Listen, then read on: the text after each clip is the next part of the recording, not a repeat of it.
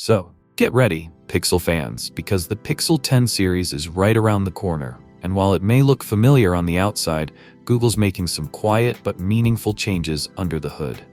From biometric upgrades to design tweaks that only show themselves when you look close, this one's shaping up to be a sleeper hit. And we've now got our best look yet, thanks to an early hands-on with a retail case that practically confirms what's coming. But before we talk about the case, let's start with the fingerprint sensor.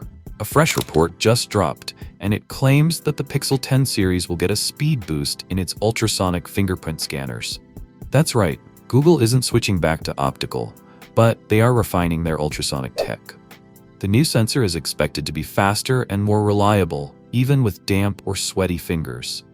Face Unlock will also return, and while it's still not on the same level as Apple's Face ID, it remains secure enough for banking apps. Now let's talk about the physical design, and this is where things get interesting. A case manufacturer named Thinborn managed to get their hands on dummy units and sent over Pixel 10 and Pixel 10 Pro cases ahead of launch. Dimensionally, the Pixel 10 Pro isn't straying far from last year's model, but there are key differences. First up, the camera bar. When placing a Pixel 9 Pro into the Pixel 10 Pro case, there's a noticeable gap around the camera cutout. That tells us the new camera bar is bigger. Not dramatically so, but just enough that dust and debris would easily sneak in if you tried to reuse old accessories. There's more. The new Pixel 10 case partially blocks the 5G antenna on the Pixel 9 Pro. While it probably won't kill reception entirely, it's definitely not ideal.